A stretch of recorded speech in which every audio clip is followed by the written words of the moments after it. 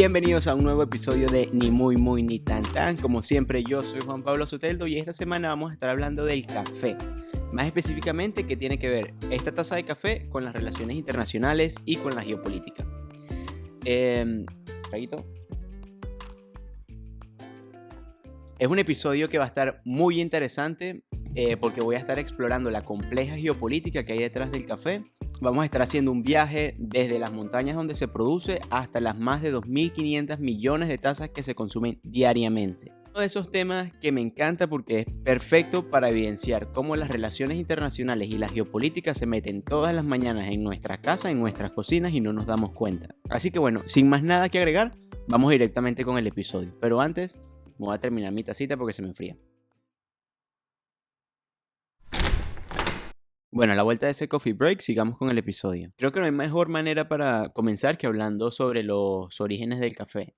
Y ya aquí comienzan los problemas porque la historia del café es tan antigua que es muy difícil de narrarla con certeza. Lo que sí se sabe al 100% es que es nativa de Etiopía y que ya en el siglo XV se utilizaba de diferentes maneras en todo lo que es el Cuerno de África y la península arábica. Me pareció súper interesante investigando para el episodio descubrir que hay leyendas alrededor del café. Sobre todo hay una leyenda que narra los orígenes del café. La leyenda va así. Era el año 800 después de Cristo y había un pastor que se encontraba con sus cabras en el reino de Cafa, lo que es hoy en día Etiopía. Bueno, estaba el pastor con las cabras por ahí paseando y las cabras se comenzaron a comer unos arbustos. Estos arbustos tenían unas bayas y les dio un rush de energía increíble. Las cabras comenzaron a actuar de manera muy rara y el pastor se acercó, agarró unas bayas y se las comió también. También le dio un rush de energía y el tipo, sin saber qué era, agarró y se llevó varias matas de esas donde unos monjes. Cuando llega donde los monjes les dice, mira, mis cabras se comieron esto, les dio un rush de energía, yo me comí esto, me dio un rush de energía, me vine corriendo, te traje las bayas, ayúdame a descubrir qué es. Los monjes, sin saber qué era, pero escuchando un poco al pastor, dijeron, no, esto es del demonio, como siempre. Es más fácil echarle la culpa al diablo que averiguar qué es. Entonces, agarraron las bayas, las lanzaron en el fuego y con el tiempo se comenzó a soltar un olor divino a café tostado. Y ellos, pero ¿qué es esto? ¿Qué es este olor tan rico? O sea, apagaron el fuego, sacaron las semillas tostadas y las pusieron en un envase que tenía agua. Se hizo una especie de té, probaron el té y de ahí en adelante comenzó un poco a consumirse el café de esta manera. Es una leyenda 100%, de esto no hay ningún tipo de no sé, documento o historia que diga que esto efectivamente fue así, simplemente es como se cuenta la historia. Lo que sí es más aceptado es que antes del siglo XV, en donde hoy es Etiopía, la gente comenzó a recolectar el café silvestre y comenzaron a consumir tanto las hojas para hacer té como las bayas. Ya en 1450 el café se había convertido en algo, por lo menos en Etiopía ya era algo. Y en esta década un líder yemení viajó a Etiopía y sin darse cuenta comenzó la ruta comercial del café. Primero pasó al Medio Oriente, a Yemen primero, luego de Yemen se expandió por todo el Imperio Otomano y eventualmente llegaría al norte de Europa y al Mediterráneo, entrando así a Europa. En poco tiempo el café se popularizó por todo el Imperio Otomano. Eventualmente la gente comenzó a ponerle otras especias, a molerlo y se inventó como un abuelo de lo que hoy conocemos como el café turco. Ya para el siglo XVI, el café se comenzó a enfrentar a sus primeros problemas. Como siempre, cuando hay un nuevo descubrimiento, está ese debate, ¿no? Si se debería permitir, si se debería prohibir. Y en el año 1511, un tribunal religioso llevó a cabo un juicio contra el café para determinar si el café era halal o haram, es decir, si los musulmanes podían o no podían tomar café. Este grupo de religiosos terminó dando la razón al café, diciendo que es halal y los musulmanes podían así entonces comenzar a consumir café, lo que le abrió la puerta a un boom de cafeterías en todo el imperio otomano, principalmente en lo que hoy conocemos como Turquía y Siria. Eventualmente, en 1650 llegó la primera cafetería a Europa, a Londres más específicamente. Y 13 años más tarde ya habían más de 80 cafeterías solamente en Londres. Inglaterra también trató de prohibir el café, pero esto obviamente no pasó, y las cafeterías se comenzaron a esparcir por toda Europa. Un dato curioso es que para este momento el café no era consumido por su sabor, no era una cosa sabrosa, sino que se consumía por los efectos que tenía en el cuerpo. Hay que tener en cuenta que en este momento no se podía empacar al vacío, no había una manera de poder estabilizar el café durante todo su trayecto, ¿no? Entonces la gente seguramente estaba tomando un brebaje amargo, ácido, muy poco, yo creo que si nos tomáramos hoy una taza de café como la que se tomaba en 1850, sería una cuestión completamente diferente. Por eso es tan importante el siglo XVIII, cuando en una cafetería en París le comenzaron a poner leche y azúcar al café, inventando así el café latte. Ya aquí el café comienza a tomar entonces una otra cara, ya no era solamente algo que se consumía por el efecto que tenía, sino que se podía comenzar a convertir en una cuestión más social también, de que estaban disfrutando ahí un par de horas hablando. Y obviamente cuando los imperios europeos comenzaron a tener colonias en la zona ecuatorial del planeta, en América Latina, en Asia y en África, comenzaron a sembrar café, llevando así el café a todo el mundo. Y bueno, este es un súper resumen de lo que vendría siendo la historia del café. Hay videos interesantísimos de 5 minutos, de media hora, hay clases enteras en universidades hablando de esto, pero yo creo que lo voy a dejar hasta acá, solamente para que nos demos una idea. Y ya con esta primera idea general, comenzamos a tener elementos geopolíticos bien interesantes en la historia del café. Primero, las cafeterías al principio las podemos ver como un elemento cultural otomano que terminó permeando en todas las sociedades europeas. Segundo, los otomanos presentaron el café al mundo y por muchos años fueron los principales productores y exportadores de este bien. Así que podemos comenzar a ver efectos reales del café. Primero, se descubre en Etiopía, pasa por Yemen y llega al Imperio Otomano. En el Imperio Otomano se asimila culturalmente el café.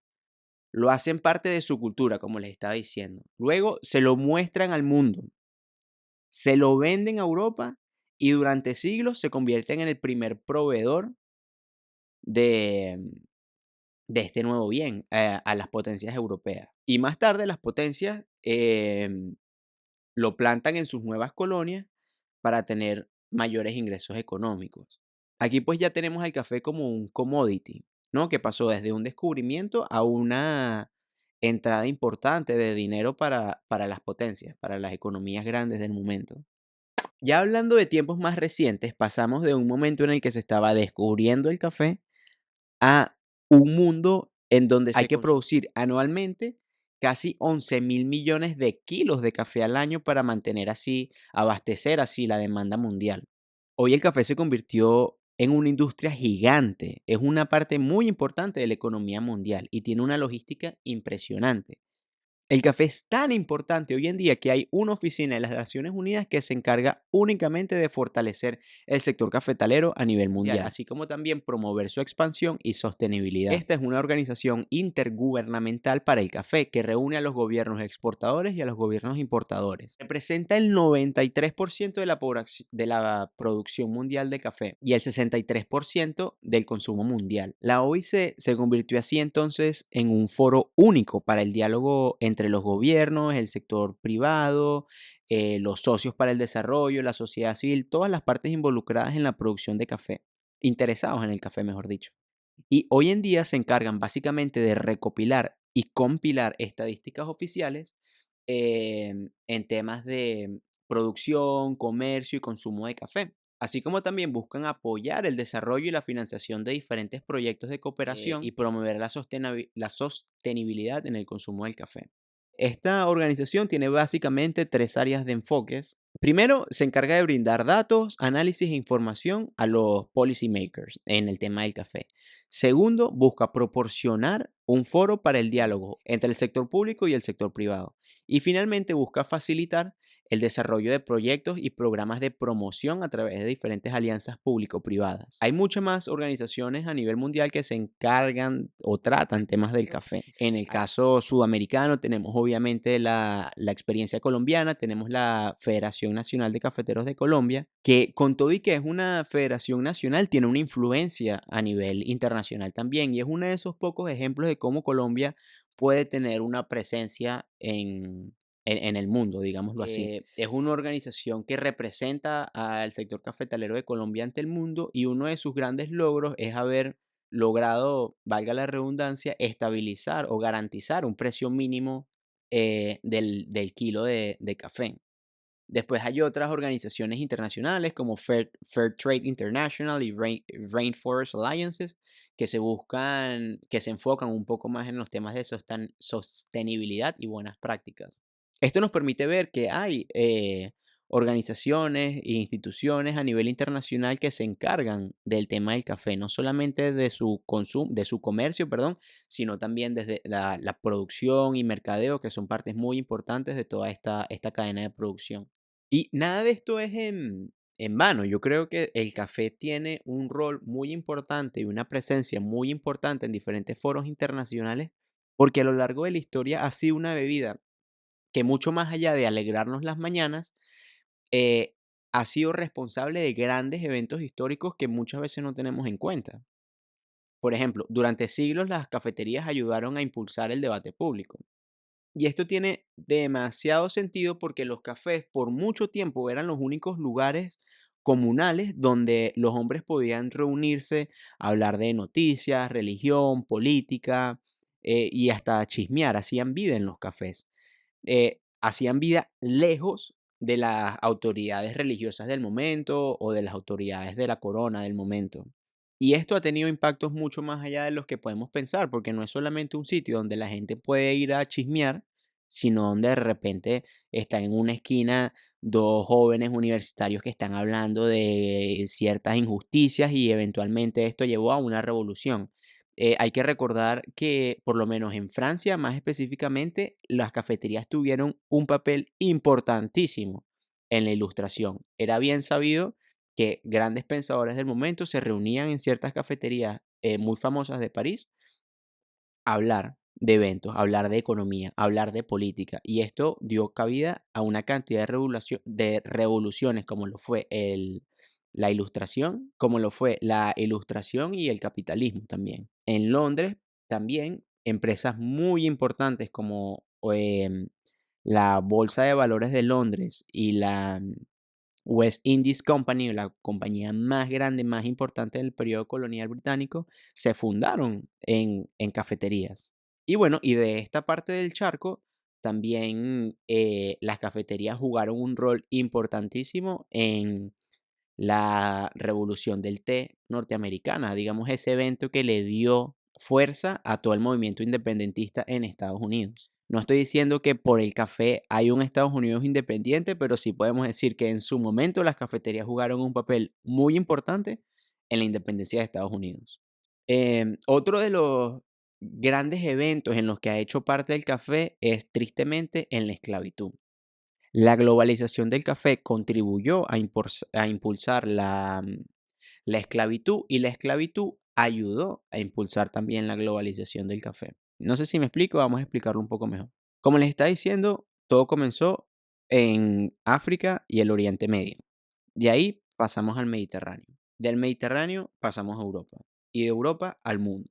A medida de que las grandes potencias se dieron cuenta de que podían hacer dinero con el café, comenzaron a plantar también esta mata en sus colonias. Por eso es que ya para el siglo XVIII el café representaba un ingreso muy importante para todas las colonias del momento, los españoles, los británicos, los franceses y los holandeses principalmente. El café se plantaba desde Indonesia en Asia hasta hasta Sudamérica y el Caribe. En 1700 era un mundo completamente diferente. Ahorita, los principales productores del café son Brasil y Vietnam. Sin embargo, en 1700 había una pequeña isla en el Caribe que aportaba 2/3 del café al mundo. Y estoy hablando de San Dominic, una isla así, chiquitica, en el Caribe, en donde Francia produjo por años café. Esta pequeña isla llegó a producir 2/3 del café del mundo hasta que en 1791, con la Revolución Haitiana, los haitianos quemaron gran parte de estas plantaciones y digamos que ahí se acabó la historia de Saint-Domingue, digamos, en el mundo del café y comenzó la historia de Brasil en el mundo del café. Portugal, dándose cuenta de este contexto y utilizando más mano de obra, porque hay que recordar que Brasil fue al país de Sudamérica donde más esclavos llegaron, se convirtió rápidamente en el primer productor de café del mundo. El café estaba en el corazón de la economía en Brasil, así como pensamos en Colombia hoy en día, que produce mucho café, que es muy importante para el PIB. Así, imagínense, lo podemos multiplicar por 100 y era lo que significaba el café en Brasil y lo que representaba el café para las colonias portuguesas. El café estaba en el corazón de la economía, era el sistema bancario, estaba en la estructura política y la estructura social. Eh, Incluso hay un evento muy recordado en la historia de Brasil cuando se estaba hablando de la libertad para los hijos de los esclavos, porque esa es otra. En Brasil fue el último país en América Latina que abolió la esclavitud, casi en 1880 y 1880, en esa década de 1880, Brasil fue que abolió la esclavitud. Y uno de los parlamentarios del momento tiene una frase emblemática diciendo que Brasil es café y el café es negro, hablando de uno de los, como un argumento en contra de la esclavitud. ¿Cómo vamos a acabar con la esclavitud si gracias a los esclavos tenemos café y gracias al café tenemos Estado? Afortunadamente, se abolió la esclavitud, no solamente en Brasil, sino en el mundo, y el café tuvo un tercer impacto aún más importante, y fue durante la época de la industrialización. Aquí toca viajar un poco en el tiempo, vamos al siglo XVIII, Inglaterra, siglo XVIII, pleno comienzo de la industrialización. Eh, los humanos estamos cambiando como especie, ya no solamente trabajamos cuando hay sol, sino que ahora tenemos unas máquinas que nos permiten trabajar todo el día.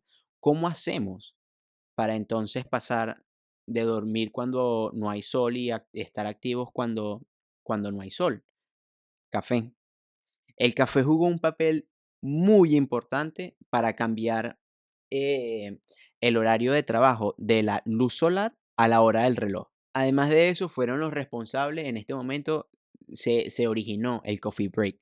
Tenías trabajadores que solamente podían trabajar, qué sé yo, 12 horas, de 7 de la mañana a 5 de la tarde. Bueno, esas son 10 horas que podían trabajar ese solo grupo y la empresa trabajaba esas 10 horas. Y ahora no. Puedes tener un grupo que comienza a trabajar a las 7 de la mañana, que se va a las 4 de la tarde. Tienes un grupo que entra a las 4 de la tarde, que se va a las 2 de la mañana. Y tienes un grupo que llega a las 2 de la mañana y se va a las 7 de la mañana cuando llegue el otro grupo. Y todo eso lo puedes tener gracias al café. Y esto también hizo que comenzara a cambiar un poco la percepción del café. Antes, volvemos a lo mismo, era un café que se estaban tomando los grandes pensadores, los filósofos, los aristócratas en Europa y quedaba hasta ahí. Era algo como de la gente que tenía dinero, pero ya ahora el café entonces se convertía en una bebida del día a día para todos los trabajadores, representando así también una gran oportunidad para el mercado porque ahora tienes una audiencia mucho más grande. Y bueno, por estas audiencias mucho más grandes tuvo que aumentar aún más la producción del café y eso nos lleva a nuestro cuarto evento y son las guerras civiles en América Latina. Y aquí volvemos a lo mismo, toca siempre recordar el contexto. Estamos hablando después de la Segunda Guerra Mundial, todo lo que pasaba en este momento entre 1946 hasta la caída del muro de Berlín tiene que ser vista con los ojos de la Guerra Fría. En este momento había demasiada pobreza en o sea, imaginémonos América Latina hoy como es. Imaginémonos el campo en América Latina, cómo está hoy, cómo es. Y ahora imaginemos cómo estaba hace en 1945. Si hoy en día hay pobreza rural, ¿cómo era en 1945? Si hoy hay injusticias ocurriendo en nuestros campos, ¿cómo era en 1945? Era una época, era un caldo de cultivo increíble para las ideas comunistas, las reformas agrarias, eran temas que estaban muy en boga y entonces al mismo tiempo tienes a Estados Unidos preocupado por eso y que una de las principales herramientas para luchar contra lo que ellos percibían con esta amenaza fueron las intervenciones. Entonces, 1954, en Guatemala se dio el primer golpe de Estado abiertamente apoyado, respaldado por Estados Unidos. Bueno, en su momento no fue abiertamente respaldado por Estados Unidos, pero hoy en día podemos decir que fue abiertamente respaldado por Estados Unidos.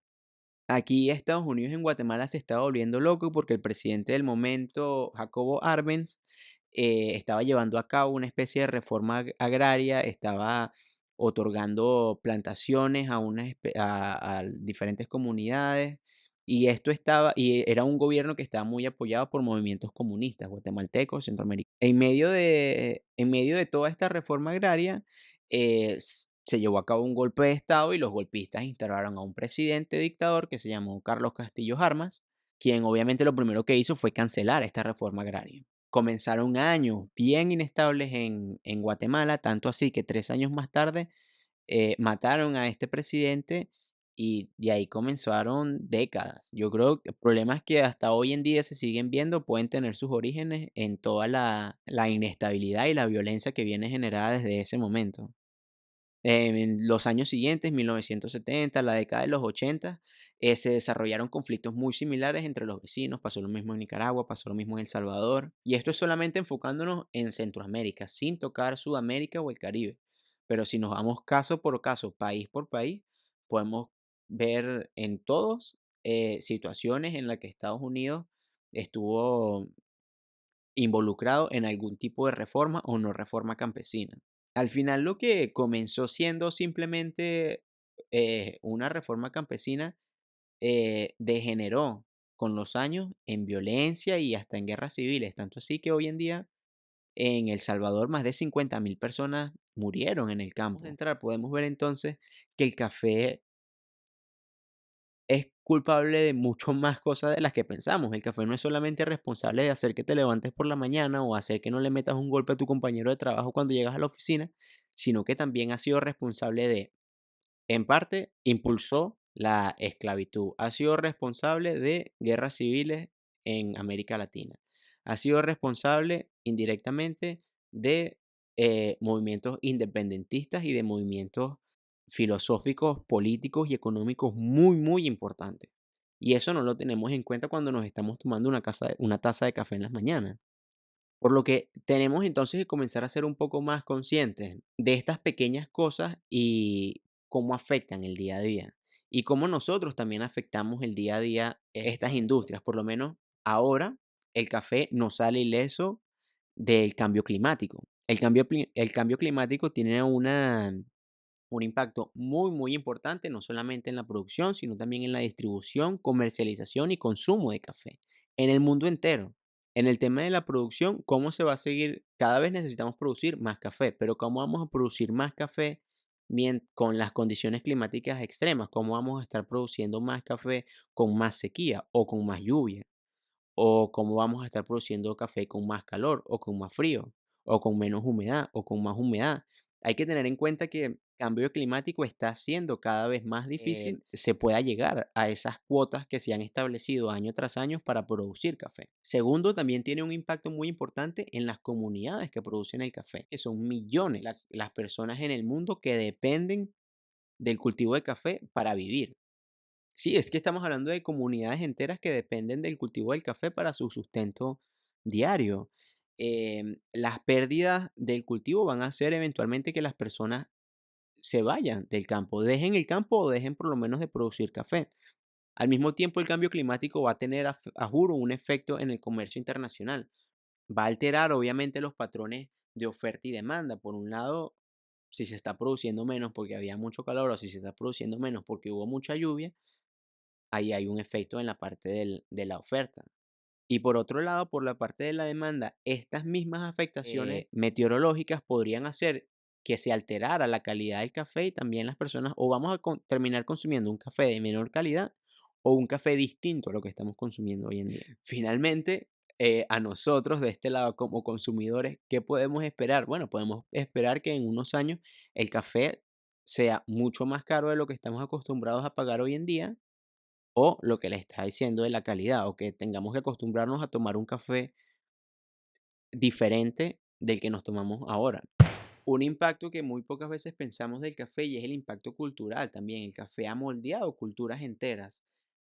Solamente cabe nosotros en Venezuela, en Colombia, en muchas partes de América Latina, esa cultura del cafecito o la cultura árabe, como son el tema de los turcos también con el café, los italianos, los griegos, todos tenemos como rituales diferentes alrededor del café y nos permite crear una cultura muy única que nos permite distinguirnos uno de los otros gracias al café, alrededor de una taza de café. O sea, yo creo que podemos decir entonces que el café ha dejado una marca indeleble en todas las culturas del mundo. Influyen en nuestras tradiciones, influyen en nuestros rituales sociales, influyen en nuestras influencias artísticas y eventualmente terminarán influyendo también en la política de cada uno de estos territorios. Y hoy en día sí, seguramente tenemos mucho más espacio que el que tenían los turcos, los ingleses en 1600, 1500 para expresarnos, pero el café y las cafeterías siguen jugando un papel muy relevante en la actualidad, conectando a las personas y enriqueciendo la experiencia humana en todas partes del planeta. Y mm, no sé, yo creo que ya le podemos ir dando conclusión a este episodio hablando del café. Ya tenemos que dejar de ver el café como una bebida y ya. El café es un protagonista en el escenario internacional desde que empezó en Etiopía hasta toda su expansión por el mundo entero. El café ha sido no solamente ha sido testigo, sino que ha sido actor de eventos internacionales muy importantes. Desde la ilustración al capitalismo, a la esclavitud, a la globalización, el café siempre ha dejado una marca en estos grandes eventos en la historia. Hoy en día el café sigue desempeñando un papel crucial en nuestras vidas y en la economía global sobre todo, pero también enfrenta desafíos como el cambio climático y las preocupaciones de equidad y sostenibilidad de la producción. Me parece bien interesante que estudiando el café podemos ver claramente conceptos básicos de relaciones internacionales como lo son la globalización y la globalización. Aquí podemos ver cómo con un simple commodity puede afectar el mundo entero y puede impulsar olas de globalización muy importantes, como lo fue el café. Pero al mismo tiempo también vemos eh, la glocalización, que es cómo los gobiernos locales pueden enfrentarse a situaciones globales, como lo puede ser el cambio climático. ¿Qué van a hacer en Brasil? ¿Qué van a hacer en Colombia? Porque la experiencia va a ser diferente, porque el clima es diferente y las soluciones tienen que ser diferentes. Entonces aquí no solamente estamos viendo cómo el descubrimiento de una mata en una zona en Etiopía cambió el mundo, globalización, sino que también comenzamos a estudiar cómo los tomadores de decisiones de, no sé, un municipio, una pequeña alcaldía en Brasil o en Vietnam o en Colombia o en el país que fuera, tiene que tomar decisiones para mitigar efectos de problemas globales como lo pueden ser el cambio climático. Así que la próxima vez que te estés tomando una taza de café, recuerda que no estás tomando café ya, sino que te estás tomando una parte muy importante de nuestra historia, de nuestra cultura y de nuestro futuro. Muchas gracias, yo voy a dejar el episodio hasta acá. Recuerda darle like si te gustó, suscríbete si estás interesado y avísame qué te pareció el episodio y de qué temas quieres que hable en el episodio que venga. Muchas gracias.